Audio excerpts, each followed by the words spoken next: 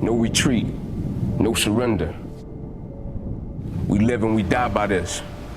Every man must search his own soul. People don't burn out because of what they do. People burn out because life makes them forget why they do it. Character supersedes talent every day of the week.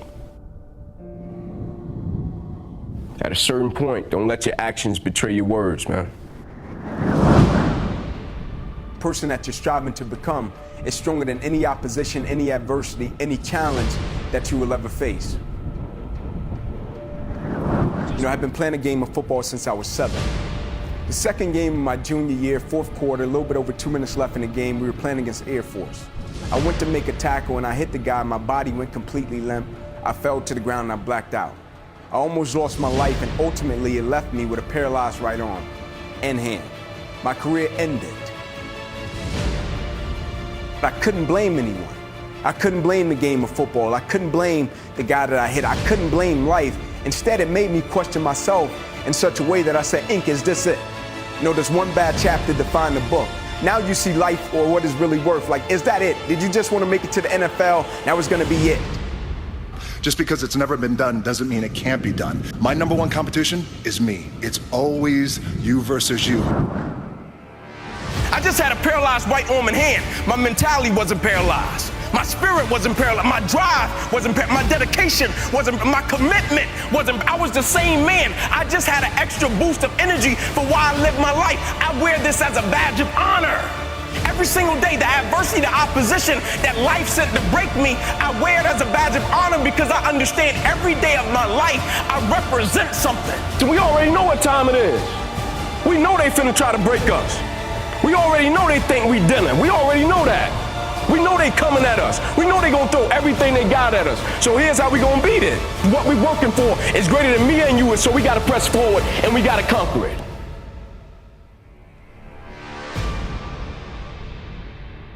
You got to be the one to get up every morning, be disciplined, put in the consistent daily hard work because that gains success. No coach, no trainer, no mentor, no boss can do it. You versus you.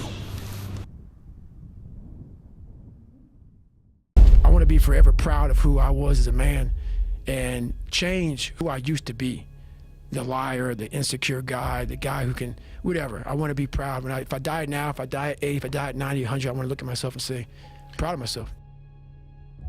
We don't know how much sand we have left.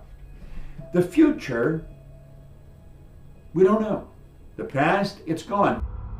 Now, the only thing you can deal with is what's right here, right now. And if you look, the sand is always moving. You're gonna fail, and you're gonna be in your head, you're gonna be saying, I'm not good enough. And it's how you get through that. It's how you get through that on a daily basis. You're sad and down and out, and you ask yourself, why did this have to happen? It's in this moment that you find out who you really are and what you're really about. You aren't handed anything. You earn everything, every single day. All of us have greatness within us, but greatness is a choice. It's not our destiny. You think about this person that you now see. I did not know that he existed. I was born in a poor section of Miami, Florida called Liberty City, an abandoned building on a floor. Let's go, champ. Let's go, champ. See, some people listen, but when you really want to change, you must hear. At 43, I'm still putting 100-mile weeks, still doing thousands of pull-ups, thousands of push-ups, because I'm not allowing myself to become civilized. I always try to figure out what's the difference between good and great. Good is fit me. Great is fit now. The worst thing that can happen to a man is become civilized. You want to be uncommon amongst uncommon people.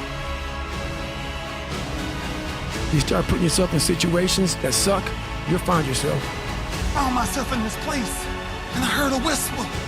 I heard a whisper, and the whisper simply said, can you hear me now? It's this time now. So we must readjust our comfort zone.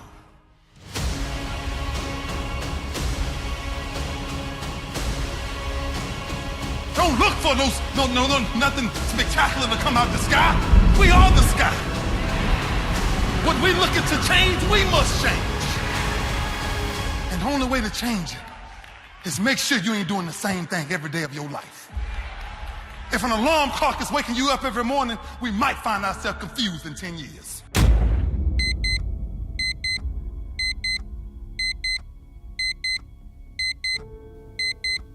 It's time to readjust our comfort zones. It's time to figure out whatever majority is doing, I'm gonna find myself doing the opposite.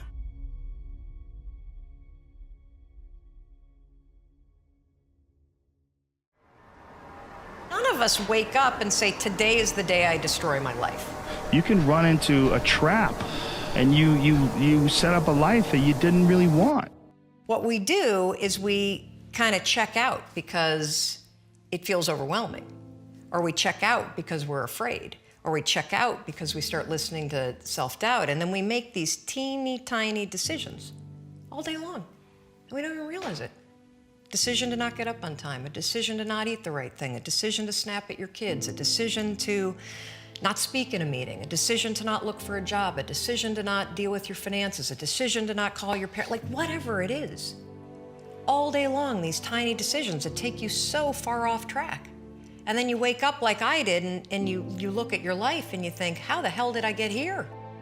You're alone with your thoughts. You get an idea of what your thoughts actually are. Bang, he ran into the abutment of a bridge and his life was snuffed out. If you had asked him a half hour before how much sand he had left, he would have said at least a half a century. He didn't have a half an hour.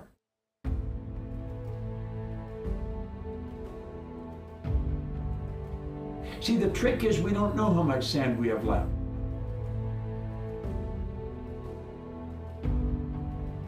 This is all we've got right here, right now. We don't know how much we have left in the future, but we do know what we've got now. And I have found the people that win are the people who make up their mind. They're not going to waste the minutes. They're going to be productive. They're going to make it happen every minute. Oftentimes, people make the mistake of getting stuck. And it is just a tactical mistake, just like it would be a mistake if you got stuck on a video game. The awful truth is that life is easy.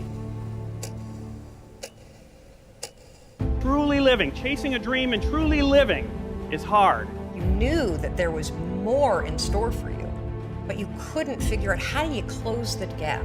How do you find the power that's in you? How do you discover your greatness? How do you solve these problems? It feels so overwhelming. Taking chances and navigated their way. What did they do differently than you? What objectivity do they have that maybe you lack? What insight into their own mistakes are they willing to delve into that you're not, that you step back and you go, you know, I just don't want to look at myself that closely. But the person who's able to look at themselves the closest is going to get the more rational results. Is that we're living our lives in these very unfulfilling ways, where you're going to this office with artificial light and you're doing something you don't want to do all day long, and then you get home and you're tired. Just go hike up to the top of a mountain and look out. You know, there's a reward that you get from that is intensely, like, soul-filling. We're all taught that life is tough. Life's a bitch. Life is hard. But it's not. It's pretty easy, right? It's pretty easy to skate by and go through life, right? We wake up every day, most of us in the world, with a roof over our heads, a big comfy bed under our butts, fridge full of food. Most of us in the world, especially here in America, never have to worry about starvation or homelessness. We have friends and family that'll help us out when those things come. Those are the things that made life dangerous 100 years ago. Now we complain if life isn't convenient. This isn't a statement on modern society. This is a statement about motivation. Life is easy. It's easy to skate by. You think about this person that you now see. I did not know that he existed. I was born in a poor section of Miami, Florida called Liberty City, an abandoned building on a floor with a twin brother. And we were adopted by Mrs. Mamie Brown. She was 46, third grade education. We ate the food left over from the families that she cooked for on Miami Beach. Kind and generous people. We wore the hand-me-down clothes of the children that she kept. When I was in 5th grade, I was labeled educable, mentally retarded, put back from the 5th grade to the 4th grade, failed again when I was in the 8th grade. And with that limited and diminished sense of self, Robert Boyd gave me a Jim Rohn speech. And because he spoke how people live their lives as a result of the story they believe about themselves, he interrupted the story that I believed about myself.